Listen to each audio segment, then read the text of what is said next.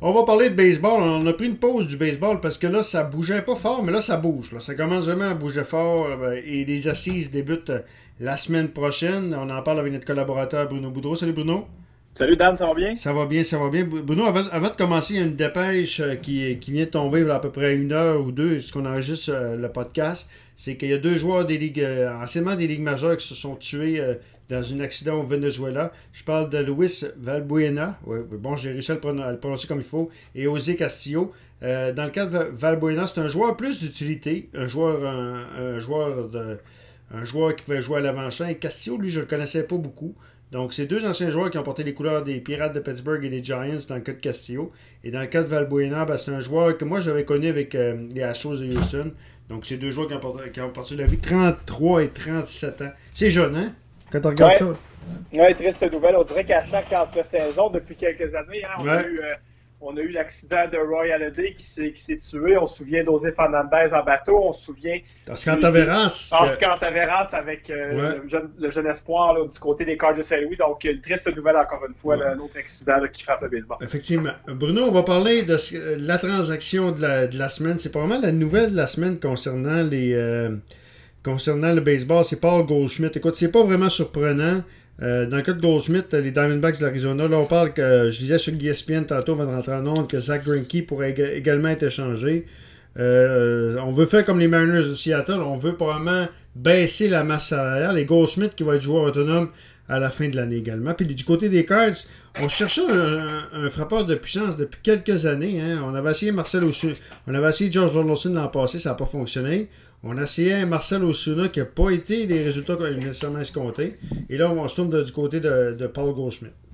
Oui, puis je pense du côté des Cards, on cherche vraiment un frappeur de puissance depuis le départ d'Albert Pujols il y a quelques années. Là, ça, c'est quelque chose qu'on a eu de la difficulté à remplacer du côté des Cards. Malgré que Pujols était vieillissant et ralentissait, là, je pense qu'on a bien fait de le laisser aller pour le contrat mirobolant qui est signé avec les Angels, mais quand même, on avait ce manque-là du côté des Cards. Et on a aussi, à Saint-Louis, un excellent réseau de filiales depuis des années qu'on en parle, que c'est vraiment l'organisation la mieux gérée dans le baseball majeur. Et ça leur permet de faire une transaction comme ça, sans toucher nécessairement leur noyau, sans non plus trop briser leur réseau de filiales. Et du côté des Diamondbacks, on en parlait justement en fin de saison, je me souviens, Dan, on se disait, les Diamondbacks sont où? Là? Ils sont en milieu de peloton. Puis on dirait que dans le baseball, il y a de moins en moins d'équipes qui aiment se positionner en milieu de peloton. On voit vraiment des équipes qui se disent, bon, soit que je fonce pour gagner là, ou que je défais l'équipe complètement. Fait que des équipes de milieu, on en voit de moins en moins. Puis je pense que c'est ça qui explique aussi le nombre de mouvements de personnel qu'il y a eu depuis le début de l'entre-saison. L'année passée, c'était rien passé ou presque avant les assises. Alors, on se souvient, on avait même parlé de collusion des propriétaires et tout ça. Alors que cette année, on voit des équipes, tu as parlé des Mariners, c'est un autre bon exemple, qui ont dit, bon ben, on est pris entre les deux. On gagne entre 75 et 84 matchs. Ça ne nous amènera pas en série, on n'est pas assez bas pour se reconstruire, on a trop de masse salariale. Et on voit que c'est finalement la position que les Diamondbacks ont pris. Donc, on a laissé aller Goldschmidt, on a des bons joueurs en retour, un lanceur ligue qui est établi dans le baseball majeur. Donc, on a été capable de pallier également la perte qu'on savait qu'on allait avoir de Patrick Corbin, qu'on n'allait pas signer. Et tu as parlé de Zach Greinke qui est sur le marché parce que c'est un peu la même chose du côté des Diamondbacks. On va espérer aller chercher peut-être un joueur établi et quelques joueurs d'avenir et se positionner comme une équipe plus en reconstruction qu'une équipe de milieu de peloton. OK, effectivement. Puis hier, je parlais avec Jeff Baker du Seattle Times pour parler un peu de hockey. Puis à la fin, je sais que Jeff est sur le beat des Mariners. Puis on parlait de ce qui se passait avec les Mariners. On a échangé Robinson Cano, on a échangé Edwin Diaz cette semaine également. Et du côté de Seattle, on s'en va vraiment vers là-bas aussi. Là. Ah, même affaire. Quand tu regardes l'échange, on a réussi à passer Robinson Cano aux Mets. Puis les Mets, en échange, eux, ont dit, bon, ben nous, on a besoin de releveur numéro 1. Fait qu'on va prendre Diaz. Puis vous allez ramasser Jay Bruce et son contrat pour au moins un an. Fait que dans le fond, c'est un peu la même chose. On a pris Jay Bruce en espérant qu'il connaisse un bon début de saison, qu'il aide les jeunes. Ensuite, on va l'échanger peut-être à la mi-saison l'été prochain. Et les Mariners, à ce moment-là, vont, oui, sauver sur la masse salariale, mais on l'avait vu. Quand les Mariners ont décidé d'y aller avec des gars comme Nelson Cruz, avec Félix Hernandez qui était vieillissant, puis on a signé Robinson Cano, les Mariners se sont positionnés pour essayer de faire les séries pour une première fois depuis 2001. Ça n'a pas fonctionné. Et là, je pense qu'ils ont réalisé que c'était là ou jamais si on n'était pas capable de se départir, exemple, de Cano à 36 ans, avec 5 ans restant à son contrat.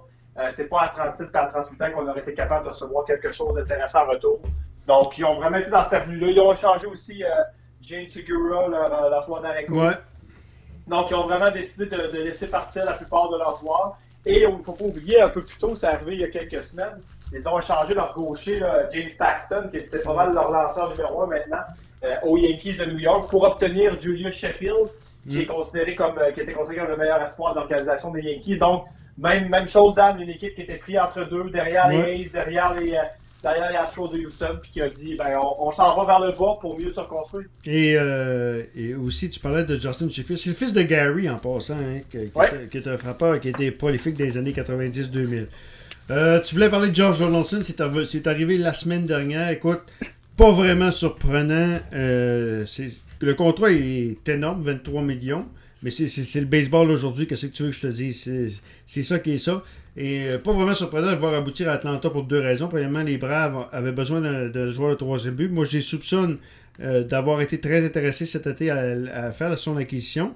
Mais la blessure a probablement retardé les choses dans le cas de Donaldson. Et deuxième affaire, c'est Alex qui est le directeur général. Puis je serais pas surpris de voir Russell aboutir là aussi. Moi. C'est drôle, hein? Ben, écoute, la réunion serait bonne. Puis dans le cas de Josh Donaldson, écoute, 32 ans, c'est un contrat d'un an.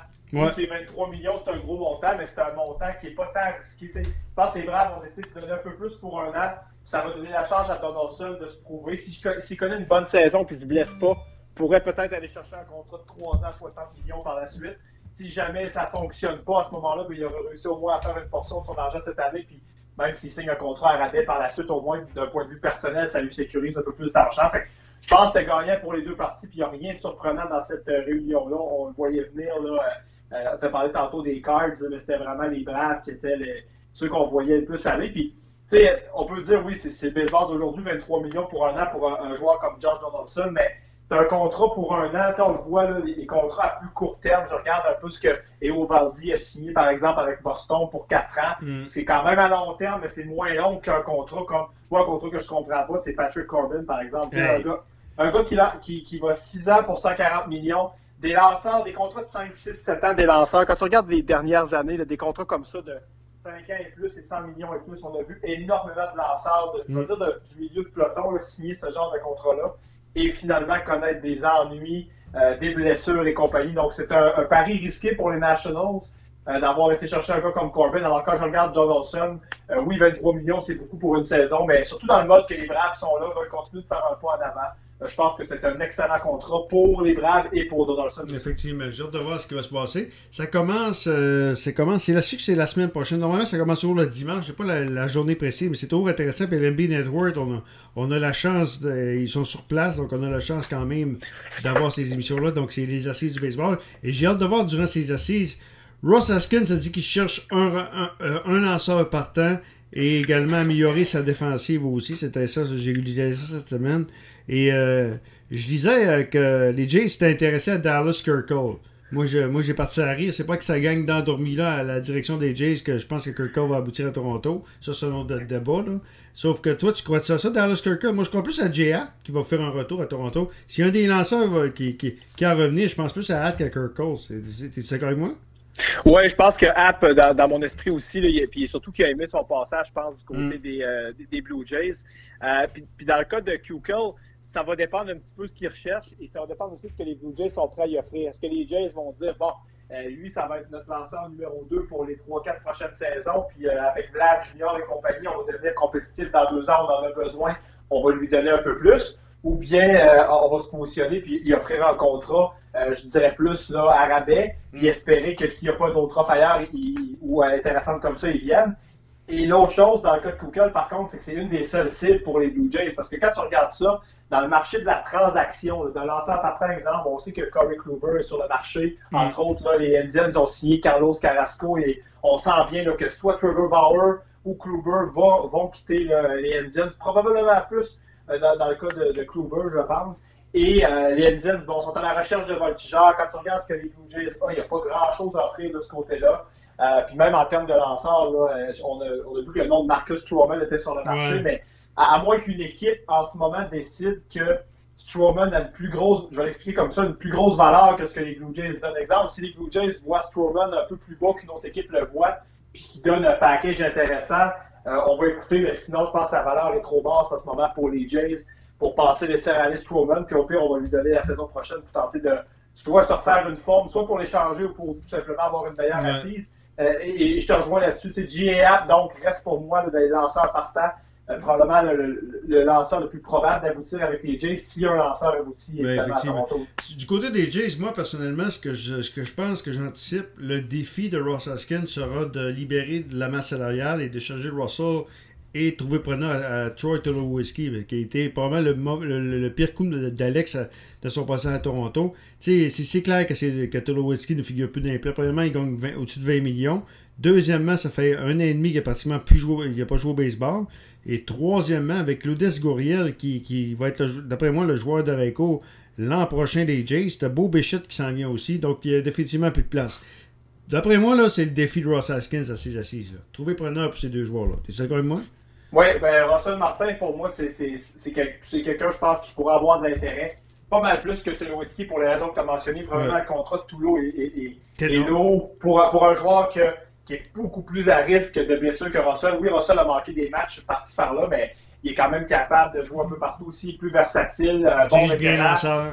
Oui, c'est ça. Fait que je pense que Russell a plus de valeur que Tulowitzki. L'autre chose, un gars qu'on parle pas beaucoup, qu'on va tenter aussi de peut-être échanger, c'est Kendrys Morales. Hein? Ouais. Écoute, est-ce que tu as vraiment besoin d'un frappeur de 35 ans comme DH qui gagne à peu près 12-13 millions par année quand tu es en reconstruction? Je pense pas. Puis on s'en cache pas à Toronto. Hein, on n'est pas comme certaines organisations sportives québécoises qu'on nommera pas. Quand on est en reconstruction, on est en reconstruction. Je pense qu'on l'a dit. Là, on fait un virage vers la jeunesse. On est en train de remonter ça. Fait qu'il y a 3 vétérans là, qu'on voudrait bien se départir, qui sont Martin, Morales et Tulowitzki. S'il y en a un des 3 que j'avais à parier qui va partir, c'est probablement Russell, parce que des 3, je pense que c'est lui qui a le plus de valeur et qui peut susciter le plus d'intérêt. Puis si c'est pas là, Dan, ça pourrait être au milieu de la prochaine saison. Quand il y a des équipes qui vont se ramasser dans la course, tu vas ajouter des joueurs vétérans. On va avoir un peu plus avancé dans le contrat aussi de Russell. Tu te ramasses avec un joueur comme ça. Qui est vraiment, là, dans le fond, là, écoute, c'est sa dernière année de contrat. Fait que si tu l'échanges là pour 20 millions, peut-être tu peux ramasser du salaire et l'échanger tout de suite, mais si tu l'échanges pas là et il connaît une saison respectable, il y a probablement quelqu'un qui va lever la main au mois de juillet ou prochain, puis tu vas être capable de chercher peut-être 1 ou 2 jeunes espoirs de deuxième niveau. Quand tu fais des promotions, le premier mardi du mois, les hot dogs sont à 1$. 4 limites, ça veut tout dire. Hein? OK, le dossier qu'on va surveiller de près, qui va probablement être le plus gros dossier des assises qui va faire parler, c'est Bryce Harper et Manny Machado. Où est-ce qu'ils vont aboutir? Je disais cette semaine sur RDS que Bryce Harper, il y a plusieurs équipes, à ma surprise générale, qui sont intéressées. À être intéressé, c'est une chose, mais se le payer, c'est une autre chose. Moi, je dis qu'il y a à peu près 3, 4, 5 équipes maximum qui sont capables de se payer Bryce Harper. Ça, c'est probablement le point de mire de ces assises-là la semaine prochaine. Oui. Puis, on commence avec Harper. Dans le fond, faut jamais exclure les Nationals. Même si techniquement, on pense qu'il ne sera pas de retour parce qu'il y a eu toutes les occasions déjà de signer son contrat. Ça se pourrait. Peut-être que finalement, il n'y a pas d'autres équipes qui soient super intéressées. On entend des équipes un petit peu, les Dodgers, les Phillies. J'ai vu les White Sox cette semaine, mais c'est sûr que les Phillies, présentement, sont positionnés comme étant... Écoute, le propriétaire a sorti des médias, Dan, pour dire qu'il était prêt à faire des dépenses folles. Ah ouais. Le message est clair. Et Harper, quand tu regardes la construction de l'équipe à Philadelphie des Phillies, il manque un voltigeur de puissance dans cette équipe-là. Et c'est une équipe qui est en progression, qui a connu une bonne saison l'année passée. C'est un marché qui a de l'argent. Tout est là, je pense. Si c'est pas Harper, ça va être Machado. Écoute, il y avait même des rumeurs la semaine passée qui disaient que les Phillies travaillaient fort pour tenter de conclure un échange avec les Angels pour aller chercher Mike Trout et signer Bryce Harper. Donc, eux sont vraiment dans un mode de dépense folle. Je pense pas qu'il y a rien de tout ça qui va arriver. Mais je pense qu'ils sont favoris en ce moment là, avec les rumeurs qu'on entend et le bruit qui court dans le baseball majeur que présentement Harper, s'il a quitté les Nationals, ça devrait être les Phillies en meneur. Et ce qui est drôle, c'est que ni les Red Sox ni les Yankees sont impliqués d'aucune façon. On dit que les Yankees là, ont comme... La taxe de luxe, ils ne veulent pas payer la taxe de luxe. Ils ne veulent pas payer la taxe de luxe. Et Dan, ils n'ont pas de besoin particulier. Je vais dire ça comme ça. Quand on regarde leur champ extérieur, ils ont des voltigeurs de puissance. Ils en ont déjà un. qui leur coûte très très cher. En fait, ils en ont deux même avec Stanton et Aaron Judge, donc ils n'ont pas nécessairement besoin de Bryce Harper pour venir compléter le trio de voltigeurs. Ils ont plus besoin de lanceurs. Les Yankees, je pense qu'ils vont se diriger vers là. Alors que les Phillies, ils ont un besoin, ils ont l'argent, ils sont prêts à dépenser. Ouais. Pour moi, ils sont les favoris. Effectivement. Bruno, ça fait pas mal le tour hein, de cette semaine. Est-ce que tu saches, y a-t-il quelque chose qu'on a oublié? Je pense pas qu'on a oublié ça en dehors des ondes. Ça fait pas mal le tour. On va... Ouais. Il y a beaucoup de joueurs, tu sais. On en parlait justement avant d'entrer en autre. Il y a beaucoup de mouvements. Tu sais, l'année passée, justement, ça avait tellement été tranquille qu'on était surpris. Mais là, non seulement il y a eu du mouvement, mais il y a encore beaucoup de joueurs sur le marché autonome intéressants, autant des releveurs et tout ça. Il y a évidemment Machado encore à surveiller. Il y a beaucoup de rumeurs de transactions aussi. Les Giants qui sont en train d'échanger présentement Madison Bumgarner. Oui, on dit que les Braves, ce que je lisais sur ESPN, on dit que les Braves seraient pas mal intéressés à Bumgarner. C'est sûr qu'Alex, écoute, Alex, c'est un directeur général de même. Il y a il y a de bons jeunes également dans le réseau des filiales, malgré qu'ils ont perdu quand même les droits sur plusieurs l'an dernier. Alex, c'est pas mal, il va être à surveiller à ces assises-là. Ben écoute, moi je te répondrai comme ça pour conclure là, par rapport, on pourra s'en reparler après les assises, mais on peut pas vraiment reprocher à Alex son agressivité. Regarde, il est arrivé à Toronto, il a été agressif, 2 séries de championnat en 2 ans.